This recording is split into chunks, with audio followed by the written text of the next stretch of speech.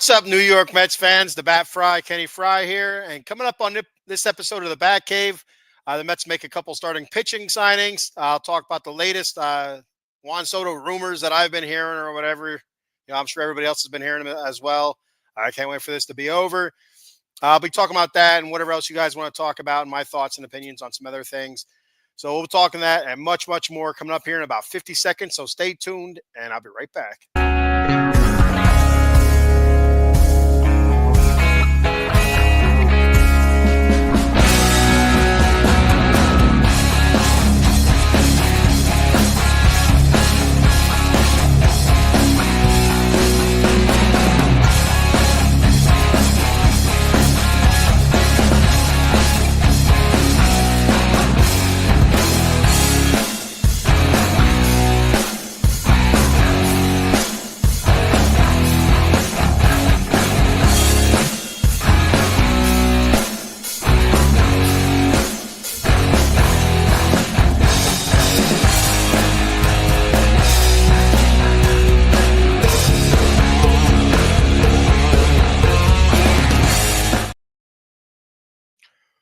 What's up, New York Mets Nation, and welcome to the Bat Cave. I'm your host, the Bat Fry, Kenny Fry, and I know it's not hump day.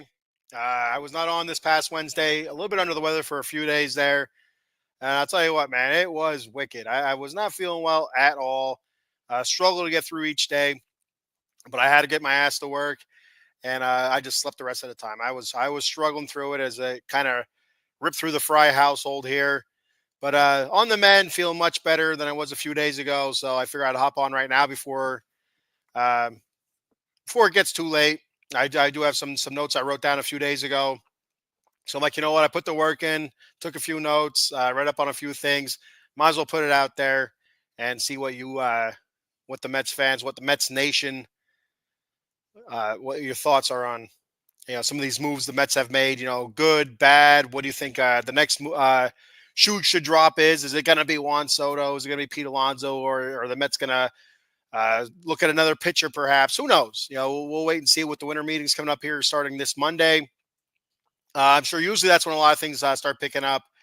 Free agent-wise, you'll start seeing some bigger names coming off. As we've seen Willy Adames get signed today, at least that's what I heard earlier today. I didn't see any numbers yet, but as far as I know, Willy Adames was signed by the San Francisco Giants. So that's one big name to fall off the market there. That at least was tied to our New York Mets.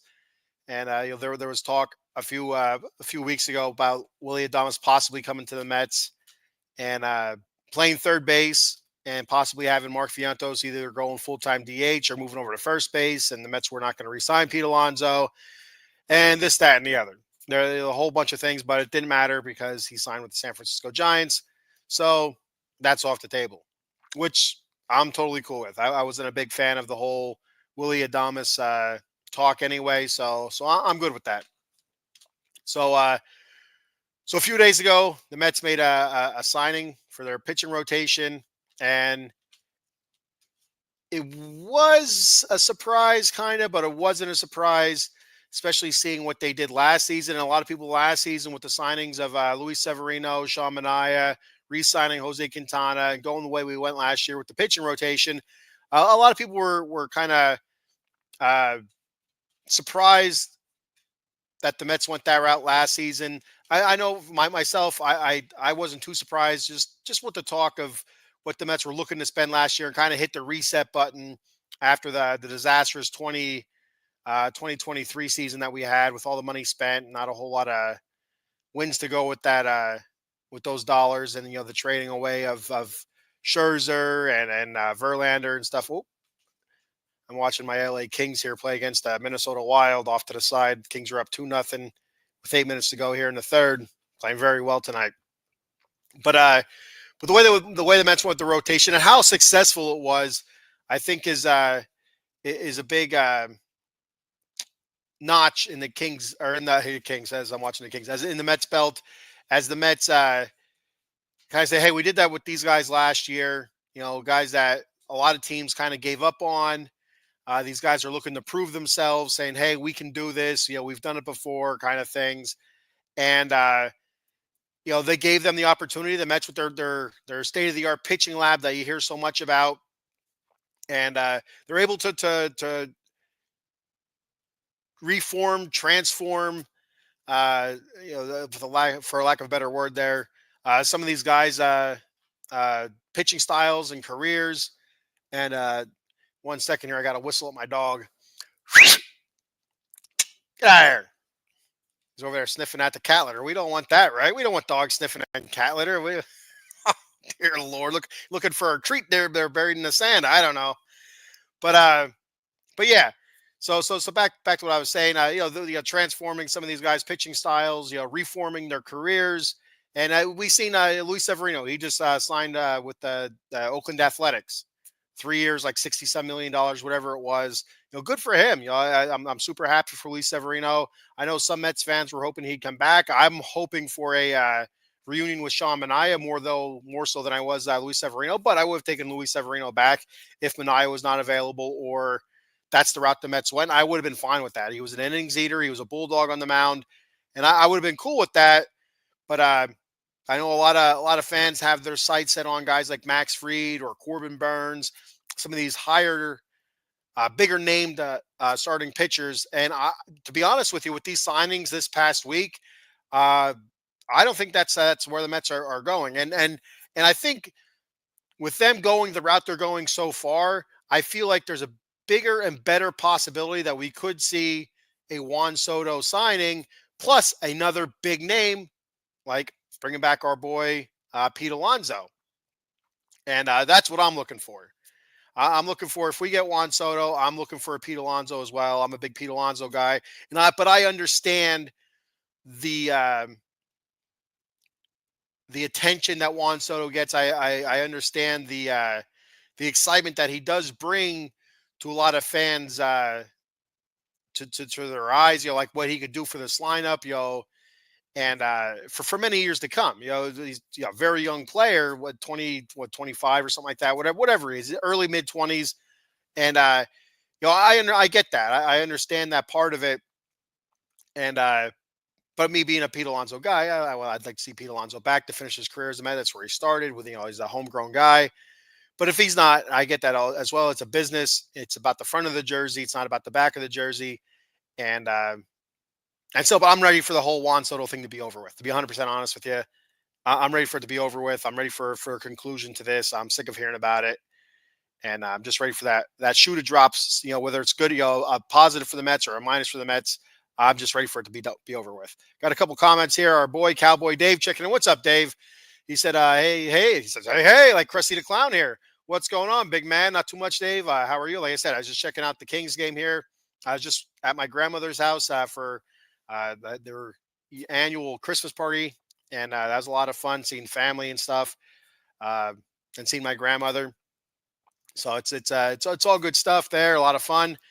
And John checking in. John Shankup, he's checked in last time. Last time I had the Batcave was probably a week and a half ago, saying, "Hey Kenny," and he also says, checking in on YouTube, says Juan Soto sweepstakes are out of control. I don't want him. And see, here's the thing that really bothers me. John, is $750 million. A lot of freaking money, man. That's one guy. And I get it. Everybody brings up the fact that that Steve Cohen has, so much money that money's no object to him. But that they're at a point, there has to be a limit. There has to be, like, hey, this is a lot of freaking money, man. And I'm just not, I'm not for it either. To be 100% honest with you, John, I'm not with it either. Again, I understand it. He's a great player, but is he that great? I mean, with this contract, this is saying that he's looking for a contract bigger than Shohei Ohtani's. Is he better than Shohei Ohtani though? I don't know. Me personally, I'd rather Shohei Ohtani. But yeah, again, this is just all opinion based. I'm not somebody that digs into the stats too deep. I'm not an analytics type of guy. I've mentioned this on the Batcave so many times. I'm more old school. For me, it's batting average, home runs, RBIs,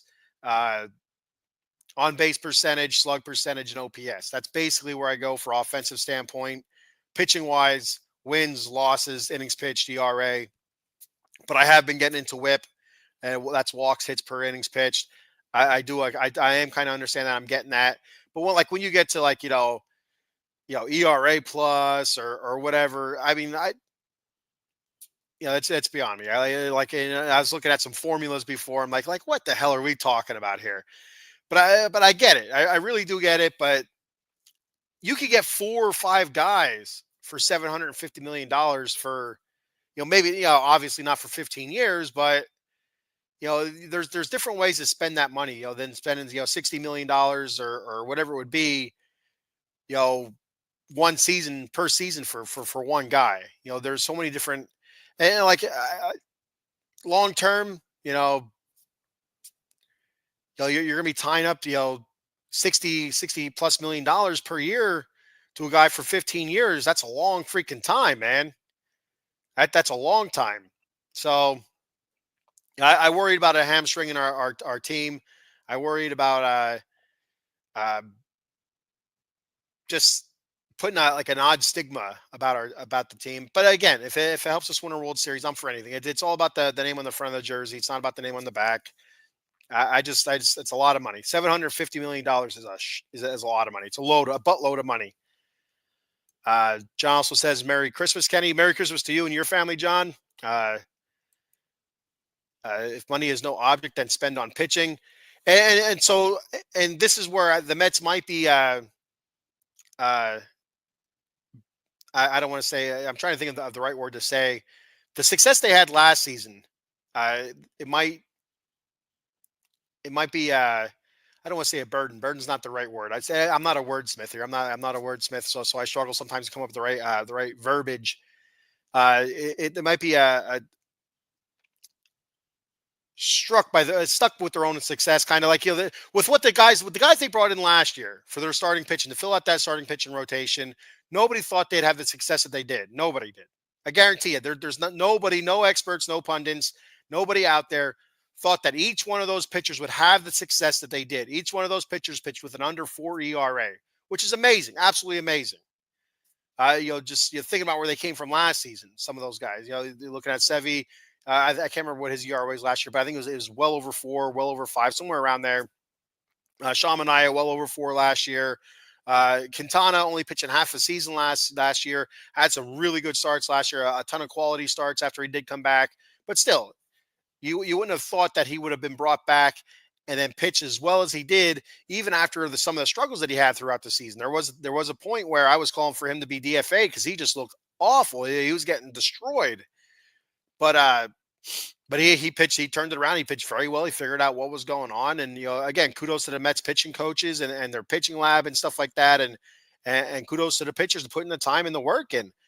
And it's just with the success they had with that last year, you could almost see them saying, "Hey, we could do that again and save money on starting pitching. We don't need to go out and spend $200 million on somebody like Corbin Burnes, who's going to go, 160 innings, 30 starts, and go 15-8 with an ERA of 3.2.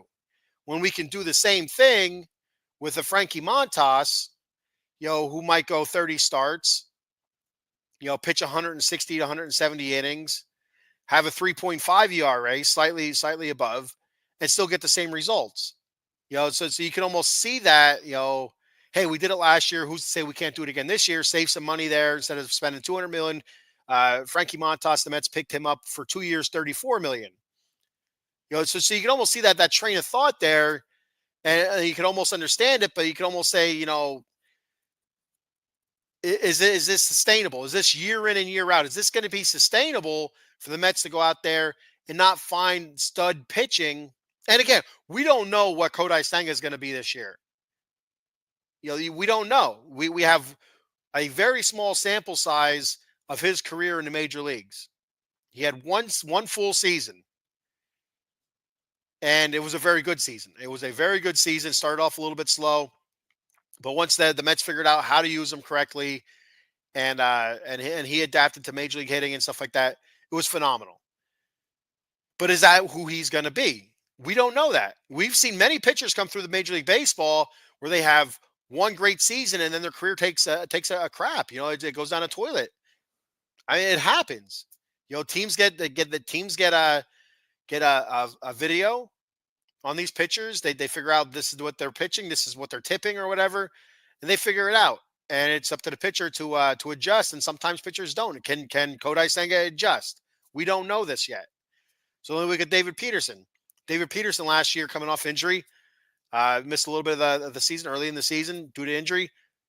Had a very, very good year. I would almost stop short of saying great year. A sub-3 ERA, pitched phenomenal at points. At the end of the season, in my opinion, a little bit of a slump. But can he do what he did last year? Can that transfer over to this year? We don't know. A very small sample size of him being very, very good again. And that's all the Mets had in their starting rotation until they signed Frankie Montas. So you almost wonder they kind of need that stud ace in there to lead this pitching rotation. But with them signing Frankie Montas, and later this week they signed Clay Holmes late this week, and Clay Holmes, who's been pretty much a career bullpen guy, is, and then from the rumors that I've heard, from the stories that I've seen before the Mets even signed him, is that he's looking to become a starting pitcher. So we've seen it recently, work out fairly well for some former bullpen guys becoming starting pitchers. So it's very possible. But again, we don't know if this is going to work or not. What's he going to be in a starting rotation? What is he going to be as a full-time starting pitcher? Is it going to translate? And if he's not going to be a full-time starting pitcher, let's say we go through the first half of the season, it is not working out as for Clay Holmes as a starting pitcher. We do have a solid bullpen guy. Then we could always push him back to the bullpen. I don't know how he'll take that. I'm sure he'd professional. I'm sure he'd take that in stride. But you have to wonder. And with Kodai Senga, you're going to run with a 6-man pitching rotation. So we still have a whole bunch of holes to fill. So right now you're looking at Kodai Senga, David Peterson, Frankie Montas, and maybe Clay Holmes. I haven't heard an official word that Clay Holmes is going to be in the starting rotation. I guess we probably won't hear that probably till spring training, I would assume. Or maybe until this free agent period's over. Maybe that's when we'll figure out more what our starting rotation is going to look like as to who else the Mets sign and what goes on from there. Like I said before, I have the Kings and Wild on here. The Kings are up 2-0. Empty net. Fogel. Oh, great block by the Wild there. He had the wide open net. But anyway, 2-0 with 2 minutes to go, 2.5 minutes to go. And the goalie shot. There we go. So the Mets go out there. Do they throw money at Max Fried? Do they throw money at Corbin Burns? If they sign Juan Soto, I just don't see it happening. I do not see it happening. I just, and it's unfortunate if they don't sign Juan Soto, I wouldn't be surprised if they go after Corbin Burns. And if they do go after somebody like Max Fried, I mean, and again, if they do sign Juan, I think it all hinges on the Juan Soto. I think a lot hinges on that. Empty net goal there by the Kings. Who was that? Trevor Moore. There we go. But anyway, whatever happens, Juan Soto, I think that's going to hinge on a lot of different teams, what they're going to be doing obviously with the rest of their offseason. For the Mets, speaking, because I'm a Mets fan and this is a Mets show. If the Mets go out there and they sign Juan Soto, it almost tells me that they're going to be out on any of those major aces. Again, Max Fried, Corbin Burns, and so on and so on. So I do think that they would still pursue somebody like Sean Manaea, who they should pursue it. They should pursue Sean Manaea. Again, pitched phenomenal. He was the Mets ace last year. I don't know if that was his best. I feel like he had one better season when he was with Oakland, a better season last year. But that was his best season in the past few years. Would he be able to do that again next year? I don't know. But again, if you get Sean Manaea, giving you 170 innings, 32 plus starts, 30 plus starts, I should say 32 plus, about 30 plus starts, and giving you about 170 innings, 160 to 170 innings, and he pitches to a 4 ERA or sub 4 ERA, I'll take that. I think most Mets fans would. That's a pretty good season. So where else do we look for starting pitching? If it's not going to be Max Fried, it's not going to be Corbin Burns, one of those aces. We signed Juan Soto. We're limited, so now we're looking more at project type guys. Walker Buehler, rough season last year, coming off injury. I'm not sure if it was Tommy John. The Wild scored now 3-1 with 1 minute and 13 seconds to go. Walker Buehler injured coming off injury with a late start to the season this year. 1-6, an ERA over 5. It was like 5.7 or something like that. 1.533 WHIP, 2.29 walks, strikeouts per walk. So yeah, it was a 5.38 ERA. So guys like that, but he pitched it great in the postseason. So you kind of look at it like he's working through the injury. He's just coming back off of injury. It takes time to find your stride, and he found his stride possibly in the postseason. Walker Buehler is actually a hot commodity. A lot of people looking at him. Shane Bieber, again, that's a guy that coming off Tommy John surgery, I believe, late 20s. He can be an option. He was an ace at one point. Andrew Heaney, left-handed pitcher. Last year, 5-14, 31 games started, 160 innings pitched, 1.25 WHIP, a 4.28 ERA. Now that's somebody that you could see the Mets working with. Hey, come down to our pitching lab. We'll work with you. We'll, switching this up. Again, arm angles. We're looking at Sean Manaea, what they did with him, left-handed pitcher, just a slight movement in that arm angle, and he was unhittable for a large portion of the season. And so it's stuff like that. It's very attractive to pitchers, that are looking to reignite their career, revamp their career, kind of get their name back out there again as a potential starting pitcher. A short-term deal, with those player options that are very attractive to those guys. Go out there, 3 years, 38, like just like what Clay Holmes signed.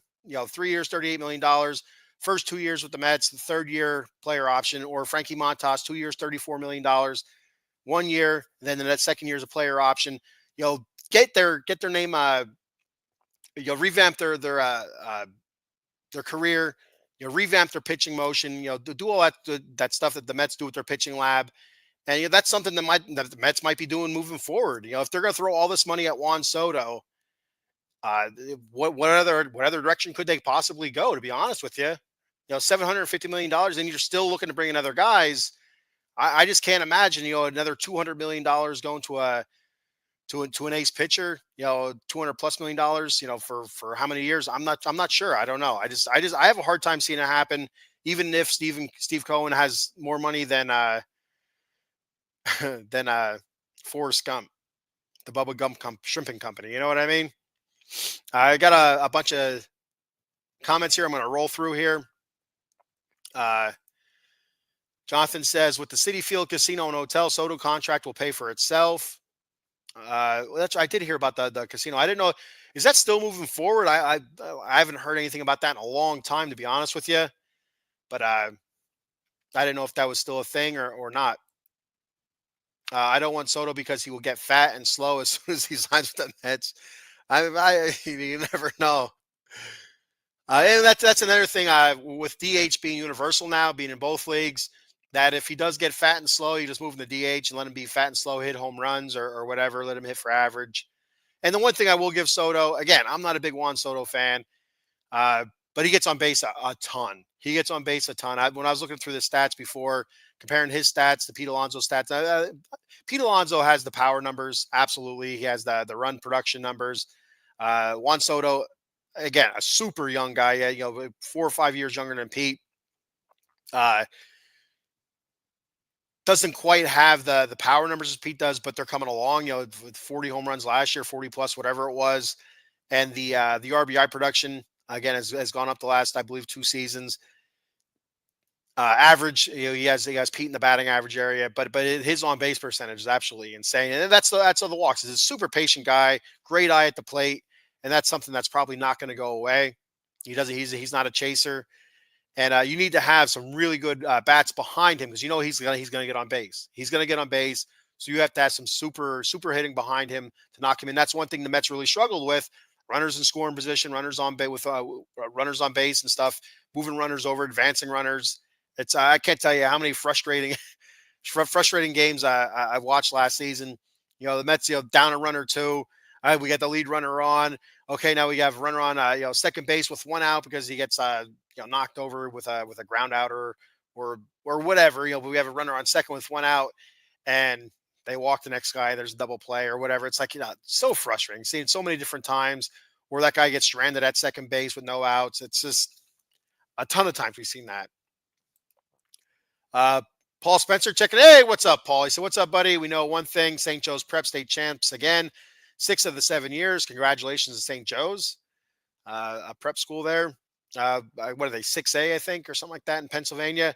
And that brings me to something else. I'm gonna give a quick shout out as I live here in Pennsylvania to Northwestern Lehigh, a school fairly close to where I live, probably about 30 miles away, or 30 minutes away. I'm sorry, about 30 minutes away, and just outside the county I live.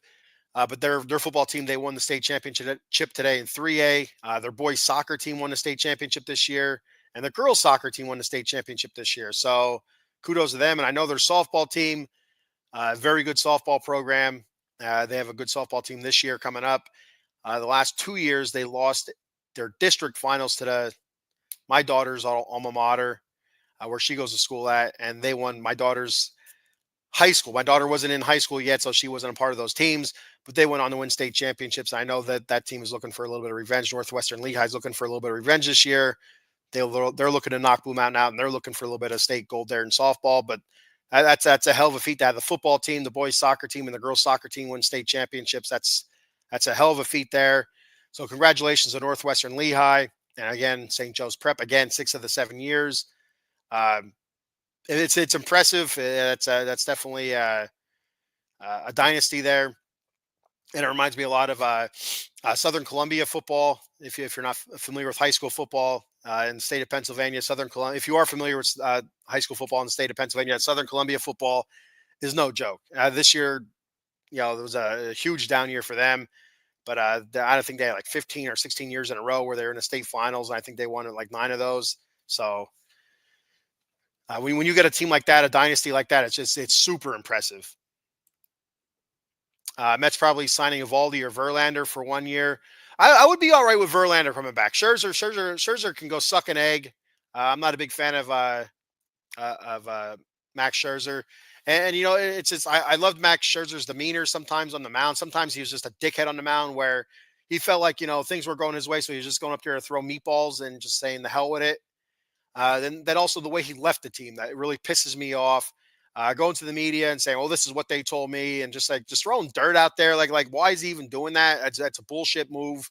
It's a dickhead move. And I explained before, how if there's ever a picture for the word dickhead in the dictionary, it'd be Max Scherzer's face next to it. I'm not a big Max Scherzer fan. Verlander, I'm cool with. I like Justin Verlander. And Nathan Eovaldi, that's another name I have here for possibilities for the Mets. Sean Manaea, Jose Quintana, bringing one of those guys back. Andrew Heaney, I mentioned here before. Shane Bieber, Walker Bueller, Nate Eovaldi. He was 12-8 this year for the Rangers, 3.80 ERA. Jack Flaherty, he spent time with the Tigers and the Dodgers this year, winning the World Series with the Dodgers. He was 13-7, 3.17 ERA with those teams. And also Nick Pivetta is another name I heard. I think that was I think it was Bleacher Report. It was reporting those guys as possible targets for the Mets right now. And again, none of those guys are top of the line ace guys. So that's why I'm thinking that the Mets are looking almost kind of like what they did last year, hedging on the way things went last year to go again this year with their starting pitching. And if they can, that's fantastic, because you're going to have a whole line every year of pitchers that are looking to revamp their career or reinvent themselves. And that's phenomenal because there are some really good pitchers out there that kind of hit the dregs because they can't figure out what's wrong with their delivery or what's wrong with their pitching motion or arm angle, or just looking for something different, pitch selection or whatever, or just trying to maybe even add another pitch to the repertoire. And if the Mets are able to continue to churn out these pitchers and get them paid like Luis Severino, going to the Athletics, 3 years, 60 plus $1 million, it's going to be huge. That they say, hey, these the Mets are, with their pitching lab, and the pitching coaches there, they're able to revamp these guys' careers, reinvent these guys, and get them paid afterwards. With player and team friendly deals. Early on, to get these guys paid in their second contract after their reinvention, I guess is a word, I guess I'll use there.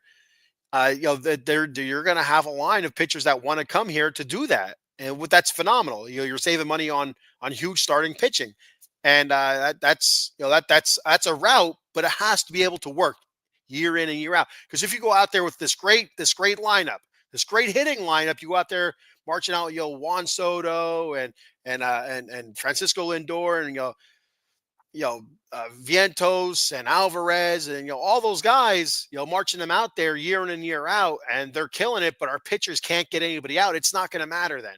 So you have to be able to year in and year out. If you're not going to spend the money on your starting pitcher, but you're still hedging that you can churn out these guys that have had struggles in the past and turn them into near aces. Because again, Sean and I was an ace for our team last year, but maybe on some of those other teams that were in the playoffs last year, maybe he might not have been an ace on those teams. Maybe he might have been a 2 or a 3 starter. But so that makes him like a near ace. For us, an ace at that time, but for a team that might have had a better pitching, close to being an ace. So it's if you're hedging on that, you have to be able to continuously churn those guys out. And we've only seen it for 1 year. So it's going to be really interesting to see how they fill out the rest of this rotation and how they are able to perform when it comes time. A lot of those guys had slow starts last year, but again, after the as Frank the Tank calls it, the May malaise. After May rolled through, they really turned it on there in June, and it was pretty much, for the most part, I would say lights out. And our bullpen is another story. That one's going to be another one as what's. I don't know. Is it going to be just like last season where we sign 50 bullpen guys, where most of them are down in the minor leagues, and we continuously rotate them through to see what the right fits are? I don't know. I'm not really sure what's going to happen there. Paul says their enrollment is 1A, but they play a 5A schedule. And Paul, so he's talking about St. Joe's Prep high school football here in Pennsylvania. Paul, do you know, is that because of the 'cause I know that they changed the rules recently. If you continuously win in one class, they move you up a class in football. Is that why they're playing 5A, or are they just playing 5A schedule just because, maybe they're a preparatory school, or just they're looking for the competition? That's stuff like that's interesting to me. How when you see a small school enrollment wise playing that far up, that's impressive. It's very impressive. But again, preparatory school, I guess they can go out there. I'm not really sure about the rules on it, but I feel like they can recruit. I know my nephew, who was a fantastic wrestler, uh, he was wrestling for a few years for a New Jersey prep school, and I think it came through recruitment and stuff like that, and because there was scholarships involved or whatever, and so stuff like that. That's I don't know all the rules to it, but it's very interesting. Uh, we got Henrique Israelian checking in. What's up, Henrique? Thanks for checking the show out. He says anxiety is swinging over Soto. Rumors are flying that he made a decision and it's coming out either tonight or tomorrow Pacific time. Well, I'm going to be up for a while. I'm a late nighter, and so if I do hear anything, I doubt I'll pop back on because it's nobody else is going to be watching anyway. Right now, I'm at 564 live viewers. Thank you, everybody, for checking the show out. Throw your comments out there, your thoughts on Juan Soto. I'll read your message here, your comment, whether it's on YouTube, X, Facebook, whatever it is. Check us out of the Box Sports, OOT Box Sports on X and YouTube. or my personal YouTube page as well, the Bat Cave, and that is let me throw it up there real quick in case you're wondering what it is. This is my personal YouTube page at the Bat Cave underscore OOTBSE, or more importantly, OOT Box Sports on YouTube and X. Check that one out. That's the main one to go to, and check out all of our shows. But yeah, Henrique, the last rumor I heard is that he's going to make a decision by Monday. That's when the winter meetings officially start, is Monday. That's going to be Monday. And the last I heard is that the Mets and Yankees were over $700 million, which, I heard just 2 days ago. Again, you don't know what the hell to believe. They're throwing things out there. They're throwing boogies on a wall to see what sticks. That's what it seems like. And last I heard, the Yankees were like $500 million, and they weren't going past 550. And now I just read before I came on, I don't know who was reporting it, that Mets and Yankees were both over $700 million. And I heard earlier today the Mets were at 15 years, $750 million. Insanity. Complete insanity. Now, when he first came in, when Juan Soto first came in the league with the Nationals, and I remember how it was really, they're really puffing him up, and he was phenomenal. His rookie season, phenomenal. Yeah, I mean, pretty much every year since then he's been awesome. But if you would have told me back then that this man's going to make, because he's going to get a contract north of $700 million, I would have said nobody's ever going to get a contract north of $700 million. That's what I would say. But this is where we're at now in baseball. This is where we're at. It's nuts. And I know there's a lot of people that don't like it because, where does that leave the small market teams? But I'm telling you what, the small market teams, I feel like some of them do just fine doing what they're doing, building up through their farm system, having guys, come up, through, single A, double A, triple A, high A, all that good stuff. And playing good, solid baseball. Kansas City Royals won a lot of games doing that this year. The Milwaukee Brewers, they won a lot of games this year. Both teams, playoff teams. It's just, well, what can they do to get over that hump? And it's and I don't think they need to spend $700 million on one guy to do it. I mean, he's just one guy. He's just one guy. And sooner or later, somebody's going to find out that this is how you get this guy out. It's going to happen. I don't care who you are. Everybody has their kryptonite. I'm a Batman guy. Everybody has their kryptonite. So Batman knows Superman's weakness is kryptonite. Lex Luthor knows Superman's weakness is kryptonite. They use it against him. A lot of people say, "Oh, Superman can kill Batman with one finger," and that's, basically, in my opinion, that's part of Superman's kryptonite. Is he doesn't, he's the big blue Boy Scout, as if you're a comic book person, you kind of get that. But mentally, I think that's part of Superman's kryptonite, is him not being able to finish the job. He could kill anybody. He could destroy whatever he wanted to. It's just not in his nature. That's part of his kryptonite. Now Batman is different. He's a little bit more cerebral. He will do what it takes. Whatever it takes for justice. If that means killing Superman, that he would kill. He has ways. He has ways to end the Justice League, to defeat every member of the Justice League. Batman has a way. He's very cerebral. That's what these small market teams have to be. They have to be more like Batman. They have to be more cerebral and figure out what is Juan Soto's kryptonite. What are some of these other guys? Shohei Ohtani. What's his kryptonite? He didn't have a great postseason, Shohei Ohtani. He had a very good postseason at times, hitting big home runs at some moments. A lot of walks. But there was times where he did not look good. I thought the Mets pitched him very well at times, and at times they didn't. He had a couple bombs, but there was times where they pitched him very well. They got him out a couple lanes, struck him out a couple times. I don't remember if it was David Peterson or Sean Manaea. I feel like it was one of those. No, maybe it was Quintana. Did very well against Shohei Ohtani. But everybody has that weakness. And, there's going to be a team that's going to exploit his weakness, and, other teams are going to exploit his weakness. And that's just what you have to do, is you have to become more cerebral. If you're one of those small market teams, you got to figure it out. You have to be a little bit more creative with the money that you do have. Or you could be the Pittsburgh Pirates and just, hey, look who we got. We got Paul Skeens. He's going to be a future Red Sox. He's going to be a future Yankee. He's going to be a future Dodger. It is what it is. So I don't see there ever being a salary cap in baseball. I have a hard time seeing it, and I don't know how they could do it, especially with the way the contracts are right now. Like, I just don't like. Do you hit the reset? I don't understand. I don't know how they could do it. Yeah, do they grandfather people that are in now? I don't know. It'd be interesting. Paul says, just so grateful my two kids have one state championship jacket each from prep, DeAndre Swift year and Marvin Harrison sophomore year.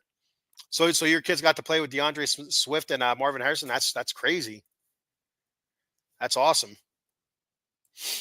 He says only in football they play 5A. They recruit out of state big time. Plus they play for scholarships. They gave my son $6,000 off tuition, which costs $26,500 a year. That's a lot of money for high school. Yeah, but that's prep school. That's what they are. That's what they do. And a lot of those times, those kids, you know, are feet ahead of those kids in the public schools or the Catholic schools. The Catholic schools kind of the same way. In high school is where they can. I don't know if they can legally recruit in Catholic schools, but they can basically go out and recruit. So, all right. So so starting pitching a big thing here. And I think a lot of this hedges, like I said earlier, on what the Mets are going to do with Juan Soto. So, all right. Let's see if we have anything else. I don't think there's any updates. I'm going to check here real quick. See if there's any updates. I don't know. I don't know if I think it's going to be today or not. Hopefully it's sooner than later. That's all I know. Wardy, if you're a Mets fan, you know who Wardy is. He puts out podcasts all the time. He says big Mets updates. Mets have top Soto bid at $730 million. And Hiroko Sasaki, if you Roki Sasaki, whatever the hell his name is, if you've heard the last time I talked about him, I compared him to Shredder from the Teenage Mutant Ninja Turtles, from the Teenage Mutant Ninja Turtles. 1 second here, mouth is getting dry, so I'm starting to stumble my words.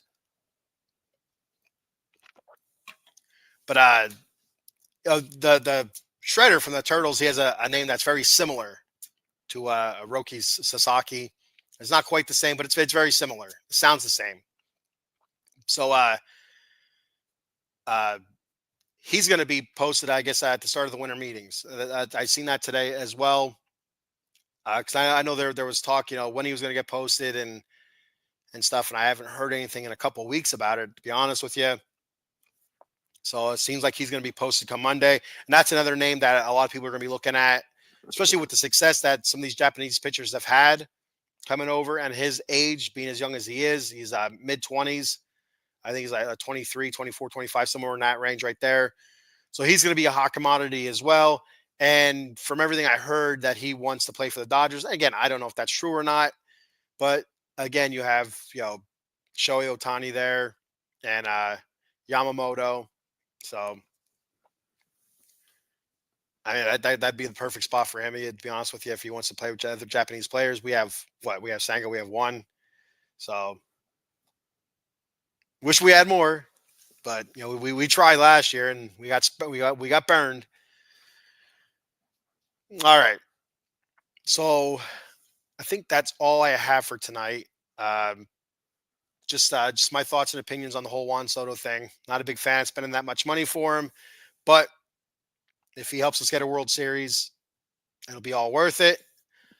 It's for Mets fans watching right now, I'm at 596 live viewers right now, which is awesome. That's fantastic. Do you think it's worth paying Juan Soto $750 million for a World Series? Is it worth it for one World Series, or is it more worth? Obviously, would you think it's worth it if the Mets are able to get multiple World Series? Let's say the next 15 years they sign Juan Soto, 15 years, $750 million. They get one World Series. Do you think it was worth it? Now, if they get multiple, obviously it's worth it. But you had that big bat out there in California and the Dodgers, and I haven't heard their name a whole lot, but the Phillies are going to spend. The Phillies are looking to wheel and deal here. They're looking to make some trades. Here in Alec Bohm, Castellanos, guys like that. They're looking to trade. They want to get some guys in there to help. Bryce Harper out. They have Bryce Harper for a few years yet. Big contract. They want to get something out of that deal because that was a big deal for them. They want to get something out of that. So sooner or later, this next I don't know if it's going to be this year, the next couple of years, the Phillies are going to be looking to spend again, and they're one of those teams that are kind of dark horse. I don't think you really look at the Phillies as big spenders. You look at the Dodgers as a big spender. You look at the Yankees as a big spender. You look at the Mets as big spenders. But you don't hear about the Phillies being repped as big spenders, and they are. They are big spenders. They absolutely are. But they don't have that stigma about them. I don't know what it is, but they're always lurking in the shadows where they could throw a chunk of money at somebody and take them away. So I look at them. Like I said, maybe not this year, but over the next few years, I would not be shocked at all if the Phillies are out there throwing huge amounts of money at big name free agents to come play in Philadelphia to help Bryce Harper win a World Series because, again, that huge contract they gave to Bryce Harper, they're looking to get something out of that, and the way to do that is throw money at those big time free agents. Like Cowboy Dave says here, they gave Nola a 7-year deal. I'm thinking more outside of the box. I don't know who's coming up in free agency like next year and the year after. I'm sure there's guys out there that are going to be big names. Maybe not as big as like a Juan Soto or Shohei Ohtani was last year, but still huge names that are huge difference makers. Jonathan says, if the Mets lose the Soto sweepstakes, should the Mets take for Jacob DeGrom to silence the fans? I don't know. I do think is Jacob DeGrom available? I mean, I'm not even sure he's available right now. I'd love to see DeGrom come back at some point. I really would. I hate the way he left. Again, it's a business. Players leave all the time. It is what it is, and it's in today's day and age of sports. It's rare that you see one guy stay with one team their whole career. I mean, it does still happen, but it's rare. You don't see it often. So you have to understand that it's a business, and sometimes players leave. Like, again, I'm a big Pete Alonso guy. If he leaves, he leaves. It is what it is. The guy behind me here, I got the Keith Hernandez jersey up. He wasn't always a Met. He was a St. Louis Cardinal, and I think he played for somebody after the Mets. I could be wrong about that. But I'd like to see DeGrom come back at one point just to kind of close that chapter, in a better way. Because I feel like the want for him to come back was there, and I feel like it was fumbled. Cowboy Dave said, "Did you see Willy Adames went to the Giants?" Yes, that was the first thing I talked about, Dave. And you were the first commenter, so I figured you would have saw that, but I guess you didn't, or you would have heard that, but yeah, I guess you didn't. But yeah, that was the first thing I talked about. One of the first things I talked about was Willy Adames signing with the San Francisco Giants today. So he's off the table. And again, that's something I talked about earlier. That one of the options that was floated out there by a bunch of different podcasters and whatnot was that the Mets were hard in on Willy Adames and moving him to third base, moving Mark Vientos possibly to first base or DH. If he moves to first base, that means the Mets are probably out on Pete Alonso, and even heavier in on Juan Soto. But with Willy Adames signing in San Francisco, that's obviously off the table. So, or more than likely, Vientos at third, which is I'm good with. I like Mark Vientos at third. I know a lot of people were talking about his defense being a huge shortcoming there. I feel like he's going to get better. He's a young guy. I feel like he's going to get better. He's not going to be a David Wright at third base. He's not going to be a Scott Rowland at third base or one of those great third baseman Nolan Arenado. He's not going to be somebody like that ever in his career. Just like when Pete Alonso, they talk about Pete Alonso's defense at first base. He's never going to be a great first baseman. Never. He's going to be a very good first baseman. He is a very good first baseman. He does have a hiccup every once in a while. We've all seen them, especially in the playoffs. Was the one glaring one before he hit that awesome home run. That dropped pop fly in foul territory there in the playoffs. It was huge. It's like you got to be shitting me, and that happens. That's where you're going to get with Pete from time to time at first base, but you're also going to get a 98% dig out rate. When he's digging the balls out of the dirt, he was I believe he had the highest percentage of dig outs this year, or whatever you want to call them. It was 98.9% or whatever it was. They talked about it on the I don't know if it was on a television broadcast or it was on the radio. If I was listening to the playoffs on the radio, but it's something they talked about, and it's hard to not watch a game and see Pete Alonso constantly pick those balls out of the dirt. Balls that are thrown a little bit short or bounced on purpose or whatever. It's game after game after game, you'll see several times in a game where he's just picking them out of there, and some of them are just absolutely amazing. Amazing. He does a great job at that. He's quick on his feet. And it's the same thing with Mark Vientos. You'll see him make some absolutely phenomenal plays over there at third base. Great arms, super strong arm. Well, I don't know why you'd want to waste that arm at first base to begin with. And he'll make some great diving plays. He'll go to his left, going to his right. But then occasionally you'll just see a play where he'll, for whatever reason, come up on a ball that's, maybe he shouldn't be coming up on. He should be playing the hop on it, or he plays the hop and he should have came up on it and not play the hop, short hop it. Just which something's going to come with experience. I don't know. That's just my thought on it.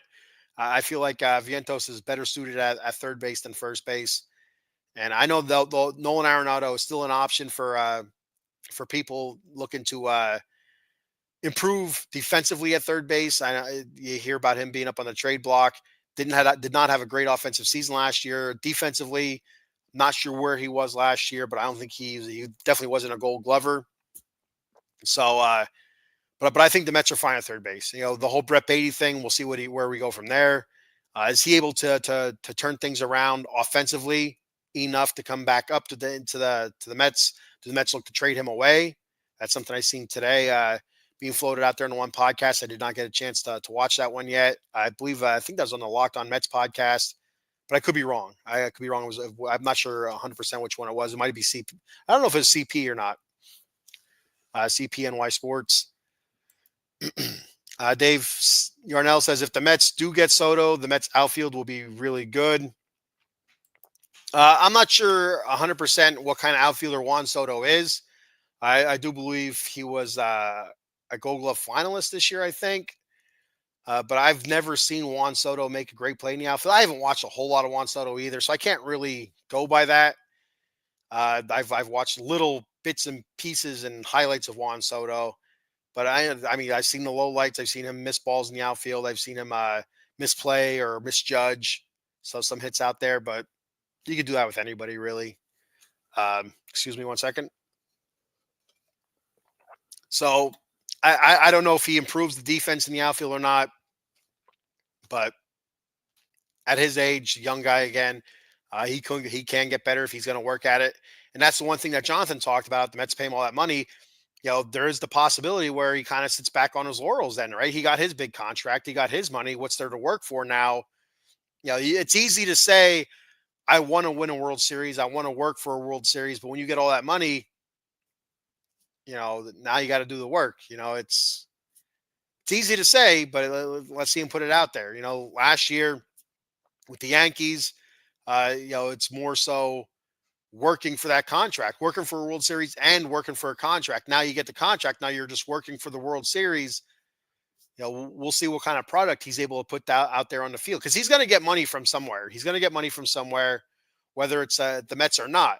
The Mets, Yankees, Red Sox, Blue Jays. I think Blue Jays are the dark horse. I've heard so much about the Mets.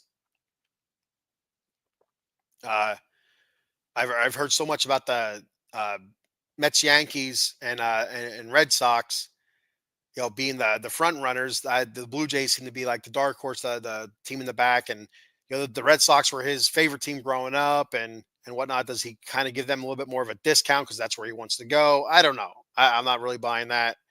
But David Ortiz uh, is now, I believe, a minority owner for the Red Sox, so I don't know if that weighs anything there on that. I'm not really sure.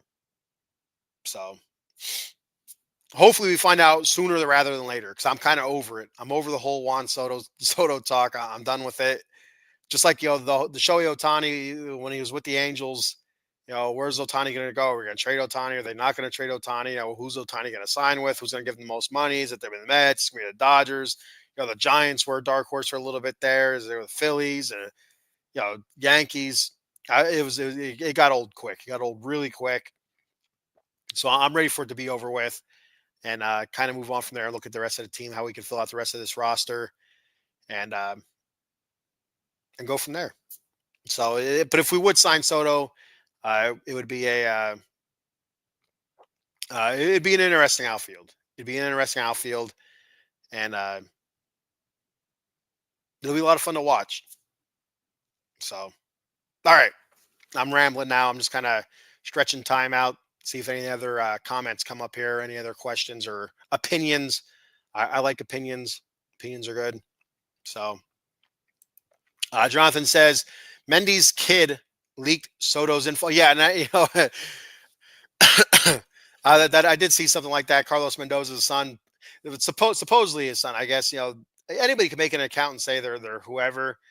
But I guess I seen a couple of reports that Carlos Mendoza's son was saying that Soto's going to sign with the Mets, and so the rest of Jonathan's comment here says Mendy's kid leaked Soto's info. Should parents talk about ball players' salary to kids? I mean, like either you can hear it from his data or you can just see it. It's everywhere else. Yeah, it's everywhere else. But I got a kick out of it, because his kid was out there throwing out money, and he was, like salary and stuff like that, and also saying, do you know who I am? Stuff like that. And then you go to his page and there's, his profile picture is, him and a couple Mets players. I can't remember who it was. And there's also a video of him playing with I don't know if it was playing catch or working on something with Francisco Lindor. So it was yeah, I got a kick out. I thought it was kind of funny. But I mean, I don't know. I don't see the big deal with it. Uh, and again, like I said, do you really know if it's his kid or not? I don't know. Anybody can make any kind of page up. Say they're this person, that person, throw their picture up there. That's the thing with the interweb and social media. It's the restrictions. Are very limited. Like you could be whoever the hell you want to be. And one of the funny things, David Chappelle has a funny skit about that. Or I don't even know if it's not a skit really. He was being interviewed. I don't know which talk show host it was, but I guess he was talking about getting on Twitter. He said he was going to create a profile on Twitter, and he created a handle with his name in it. And Twitter came back and said, you can't use celebrity names. And he's like, well, that's me. That's who I am. And then he looks and he's seen somebody already had his name on there. I think it was called. I think it might have been just like Dave Chappelle or something like that. And with his profile, his picture as the face and stuff like that. And so he was kind of going back and forth with that person. And he's like, oh, he goes, this guy's funny. Well, then all of a sudden, I guess this guy, he said, things turn dark. He said, I guess this guy kind of started going at Cat Williams then. And so then this guy was starting a beef between Dave Chappelle and Cat Williams. They're going back and forth, back and forth. So Dave Chappelle was at I think a comedy event or something like that. And he said, another comedian, I can't remember who it was, Kevin Hart. I think he said it was Kevin Hart. Came up to him and said, "Oh my God!" He goes, Dave. He goes, Cat Williams is here, and he's like, "So?" And he's looking at me. Well, don't you guys have a beef? He's like, "I don't have a beef with him." And so Dave Chappelle's like, "I'm gonna go clear this up with Cat." And he went over to Cat. And he's like, Dave Chappelle. Dave Chappelle does the voice. I can't do the voices. I'm not Dave Chappelle, obviously. And so Dave Chappelle walks up to Cat Williams, and Cat Williams like, what's going on, Dave Chappelle? And Dave Chappelle's like, listen, man. He goes, that's not me. Saying this stuff and going on and on and on. Cat Williams looks at him all confused and befuddled. He's like, well, I don't have a Twitter profile either. So it's actually a fake Dave Chappelle starting a beef with a fake Cat Williams. So again, anybody could be anybody on the internet and on social media. Like the restrictions are very few and far in between. But it's a funny interview. Yet I didn't do it justice. I butchered it, but you kind of get what I'm going at here. So with that being that, um, I'm going to say this one more time before I jump off. If the Mets do go Juan Soto, I do think that their pitching rotation is going to be based more on guys short term, smaller contracts, kind of like a reclamation, project type guys, guys looking to revamp their career or uh,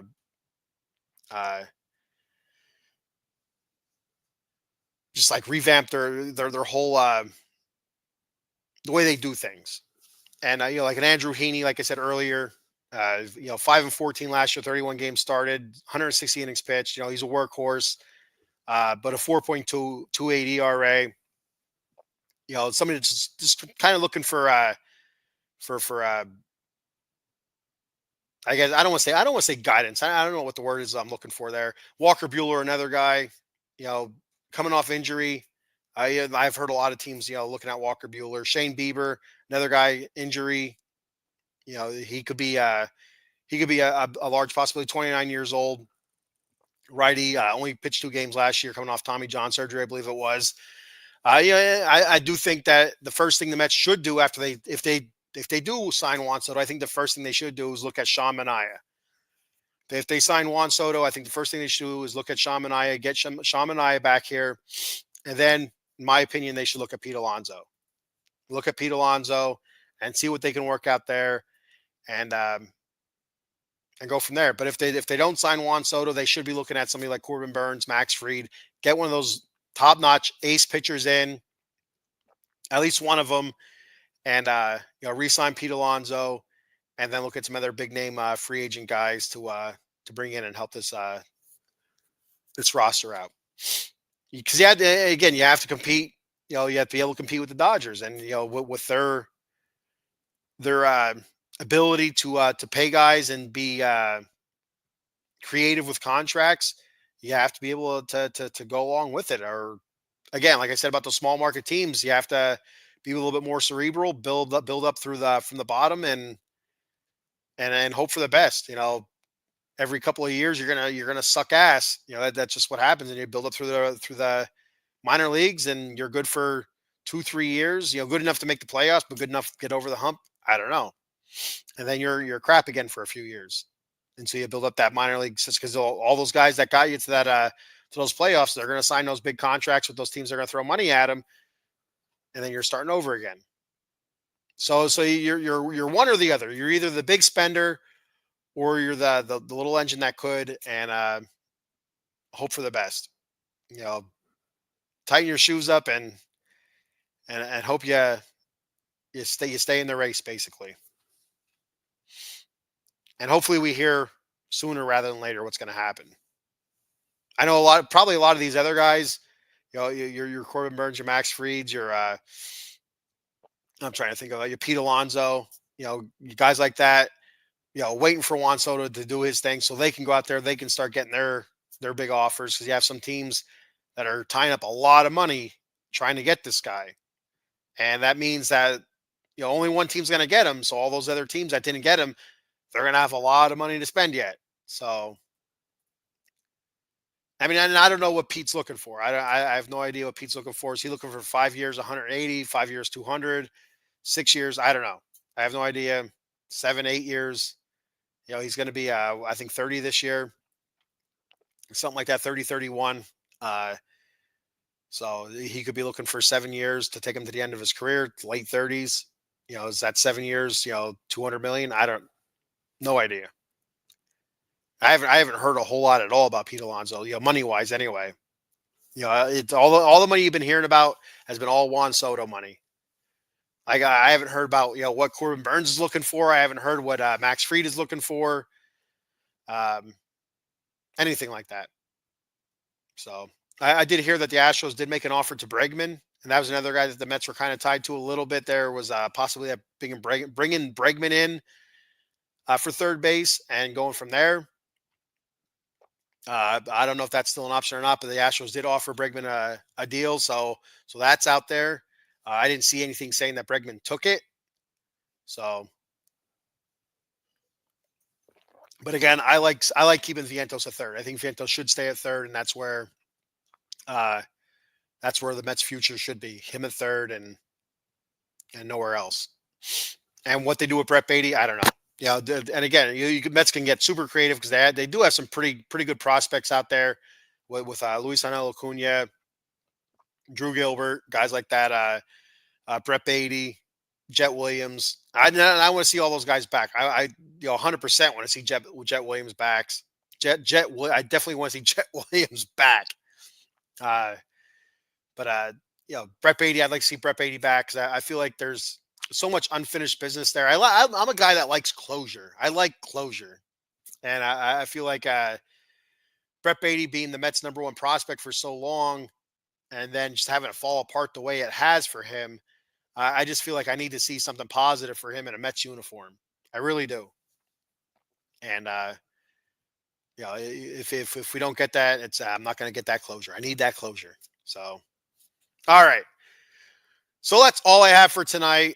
Before I hop off here, I got a couple things I'd like to put out there. If it's your first time checking me out, I'd appreciate it if you'd help me out by going to www.dubby.gg. Check out Dubby Energy Drinks. Good stuff there. I dig Dubby. I've been drinking their mango orange cream flavored energy drink. I think it smells great. It tastes great. It's a jitterless energy drink. You don't get the shakes. Like if you're kind of weak on stuff with high caffeine, like if you drink a cup of coffee and you're all wired or whatever, then this is for you. If you can't drink a Monster without having heart palpitations or having a heart attack, this is for you. It's a jitterless energy drink, all natural flavors. It's made with a coffee extract and stuff like that. It's very good. It's very good stuff. They have a bunch of different products on their website at www.dubby.gg. Use that promo code The Bat Cave. That's all one word, The Bat Cave, for 10% off your order. They also have some pretty kick-ass shakers on there.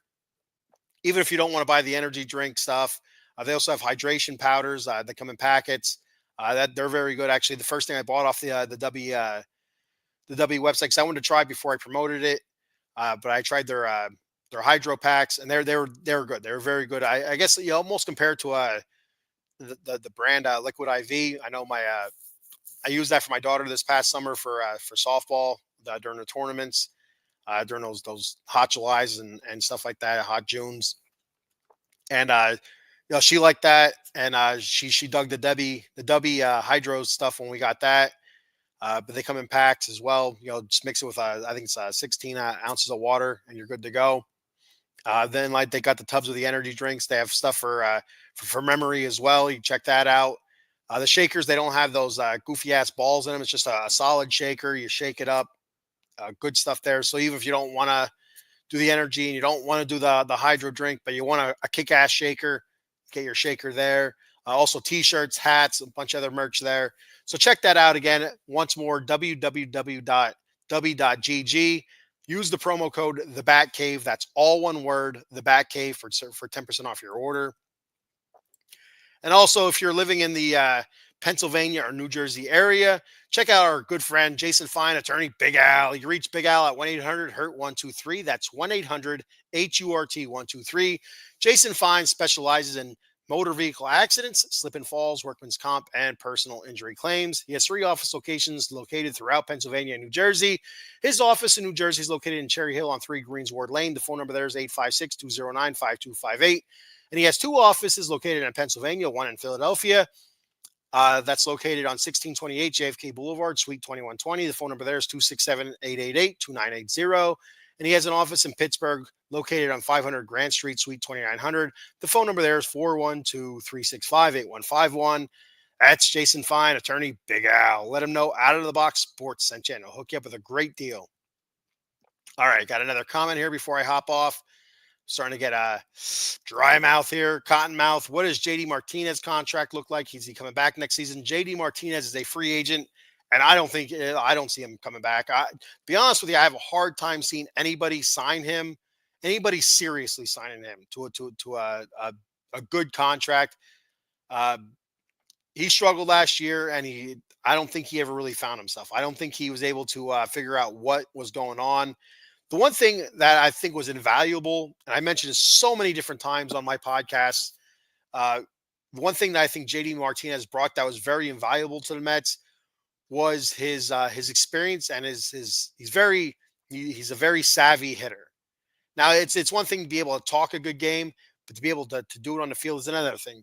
If you can help somebody out by noticing something that they're doing wrong, that's awesome. That's invaluable to me. But to go out there and try to figure out what you're doing wrong and then put it out there, that's a totally different thing. But I feel like a lot of guys gave him a ton of credit for them figuring out what they were doing wrong at the plate. And I think Jose Iglesias was one of them.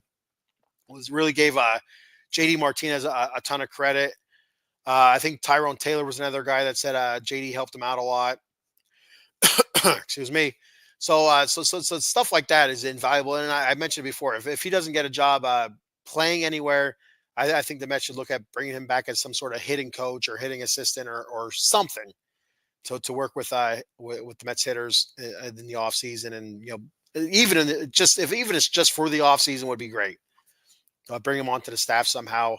So you can work with the guys with hitting. So, but yeah, he's a free agent right now, and I don't see him back with the New York Mets, and which is a bummer.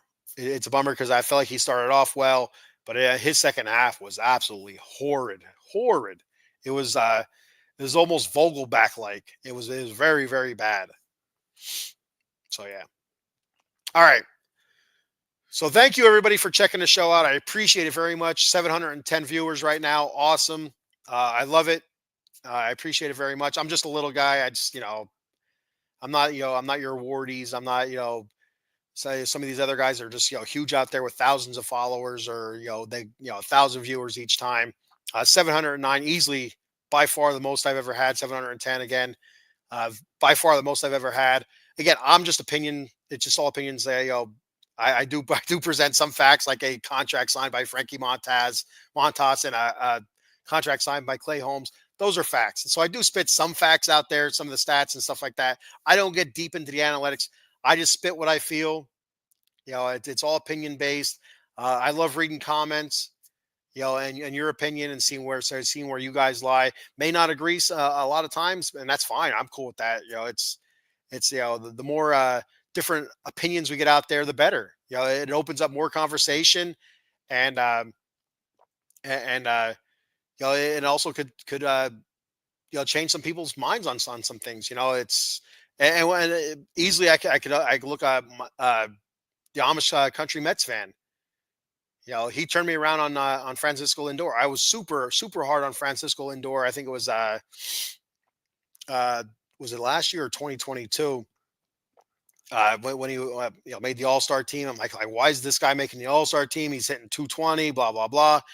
And he said, look, you'll watch this, and watch this, and compare this to the guys that are at that same position and see where he's at. I'm like, oh, man, this guy is right. Francisco Lindor is outstanding. Batting average isn't everything. And again, like I mentioned earlier, I'm an old school guy. I look at batting average, home runs, RBIs, on base percentage, slug, OPS, and that's it. I'm not going crazy with hitting against a lefty on nights where it's raining and the lights are flickering. I don't know. I'm not crazy deep into analytics and stats like that. I'm your bare essential, your basic guy. And but yeah, I was super turned around like that. And then all it took was saying, hey, look at this, this, and this. And that's great about a platform like this. You could put stuff out there like this and you could change people's minds, or you can say, hey, this is what you're missing. Check this out. And that's what I'm open for, especially on this show. I know I'm not right probably 90% of the time. And again, it's all opinion. It's my opinion. It's my thought. I want to hear your opinion. I want to hear your thoughts. And that's what I'm about here on the back end. That's what we're about here on Out of the Box Sports. So if you enjoyed what you saw, check me out again. I'll be live again this upcoming Wednesday. I'm going to go live 10 a.m. And if this time, again, I'm throwing this out here because this is the most viewers I've ever had. If Wednesday at 10 a.m. is not a good time, throw that out to me. Say, hey, you're on too early. We can't watch you then. We want to watch you live. We think it's better when you're on a Friday night at 10 p.m. or 11 p.m. Or we feel it's better when you're on a Saturday night at 10 p.m. or 11 p.m. I will switch it up. I will figure it out. I will switch it up, and we'll figure it out. So I'm just, I like this. I like the interactions and stuff like that. I like the views. And I just want to hear more from you guys. I want to hear more, more opinions, more thoughts. Where's Juan Soto going to go? Do we want Juan Soto? Do we want to spend that much money on Juan Soto? I don't know. All right. So that's all I have for today. Thank you, everybody. I will be live again this Wednesday, 10 a.m. On Out of the Box Sports. Maybe sooner. We'll see what happens. If Juan Soto signs before then, maybe I'll hop on for a quick YouTube thing or whatever. I don't know. We'll play it by ear. So thank you, everybody, for checking the show out. I appreciate it. And until next time, let's go Mets.